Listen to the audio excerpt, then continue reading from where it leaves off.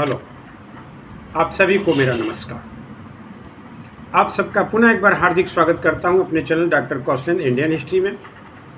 आज की टॉपिक है बंगाल के नवाब की अगली कड़ी, अलीवर्दी खां। जैसा कि इसके पहले उल्लेख किया जा चुका है कि अलीवर्दी खां ने सरफराज खां को 1740 के घेरिया युद्ध में पराजित किया और उसकी हत्या कर दी। अलीवर्दी खां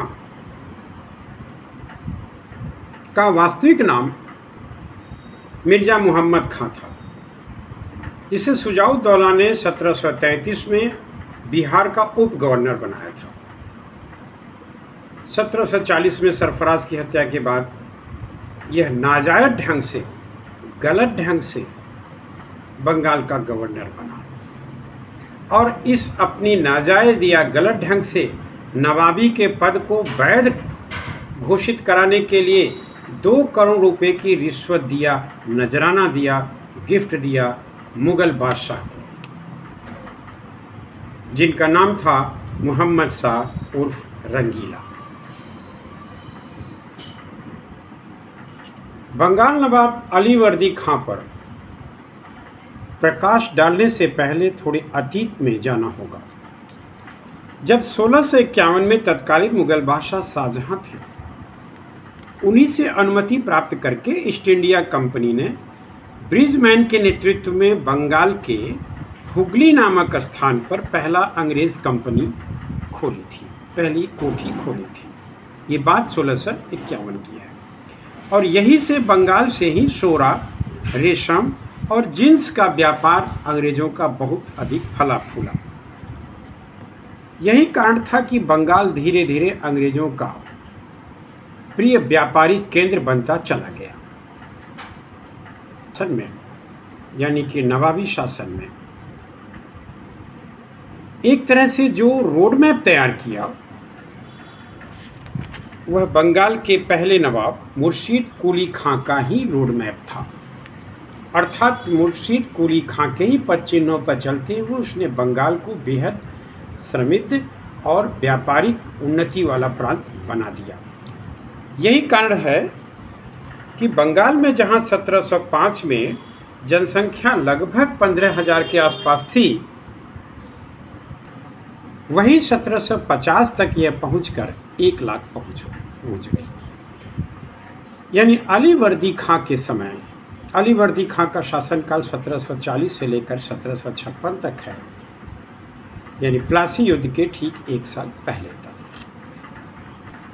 अलीवर्दी खां के समय की कुछ महत्वपूर्ण घटनाओं का भी उल्लेख होना चाहिए, जैसे कि 3 मार्च 1741 में एक युद्ध आता है उल्लेख, जिसका नाम है फुलवारियन का युद्ध। इस फुलवारियन के युद्ध में उड़ीसा के उप गवर्नर सरफराज खां के रिश्तेदार थे, जिनका नाम था रुस्तम खां। कहीं कहीं रुस्तम जंग भी मिलता है। इस रुस्तम जंग को, यानी कि उड़ीसा के उप गवर्नर रुस्तम जंग को 3 मार्च 1741 में फुलवारियन के युद्ध में अलीवर्दी खां ने पराजित किया। इस तरह उड़ीसा पर भी अधिकार कर लिया और यहीं पर बरहा सैयदों को भी अपने अधीन किया। साथ ही अलीवर्दी खां ने कुछ अनियंत्रित अफगानों को भी नियंत्रित किया। 1748 में रानी सराय के युद्ध में अलीवर्दी खां ने अफगानों को पराजित किया था।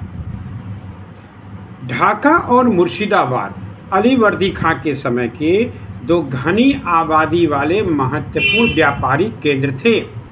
1742 से लेकर 1751 तक अलीवर्दी खां मराठों से बहुत परेशान था, क्योंकि इस दौरान मराठों ने आए दिन बंगाल पर आक्रमण किया।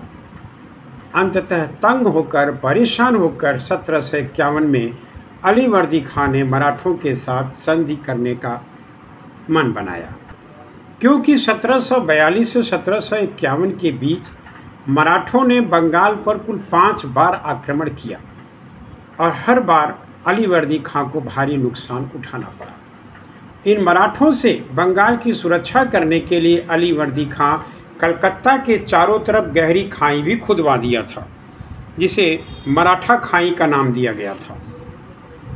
अंततः 1751 में अलीवर्दी खां ने मराठा सरदार रघुजी भोसले के साथ संधि संपन्न किया। इस संधि पर 3 लोगों के हस्ताक्षर हुए। एक तो अलीवर्दी खां जो बंगाल का नवाब था, दूसरे रघुजी भोसले जो मराठा सरदार थे, और तीसरे उस समय के नाम मात्र के जो मुगल बादशाह थे अहमद शाह।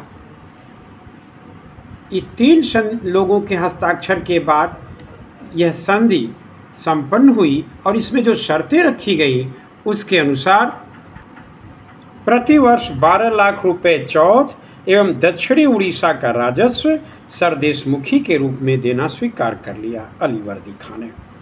इस तरह से इतने नुकसान के बाद बुद्धिमान अलीवर्दी खां ने बंगाल की सुरक्षा बना ली।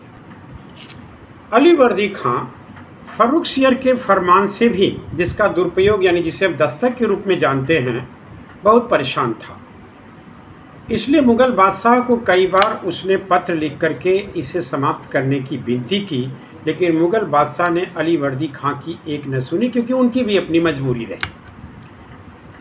जब बहुत से व्यापारी लोग अलीवर्दी खां को यह कहते हुए पाए गए कि क्यों न यूरोपियंस को अपने बंगाल से बाहर खदेड़ दिया जाए, तो अनुभवी अलीवर्दी खां ने यहाँ तक कहा कि यूरोपियन की तुलना मधुमक्खियों से किया और कहा कि ये ऐसे मधुमक्खियाँ हैं जिन्हें छेड़ा ना जाए तो ये शहद देंगी, और इन्हें छेड़ दिया जाए तो ये काट काट कर सुझा देंगे।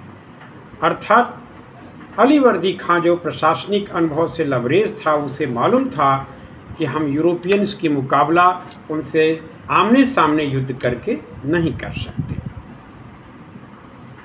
इस प्रकार बंगाल के नवाब अलीवर्दी खां, जिनका शासन 1740 से 1756 तक था, 1757 के प्लासी युद्ध के ठीक पहले ये गुजर जाता है। इसके बाद इसका उत्तराधिकारी सिराजुद्दौला होते हैं, जिनके समय में प्लासी के युद्ध संपन्न होता है। इसी के साथ अपनी बात समाप्त करते हैं। Thank you very much. नमस्कार।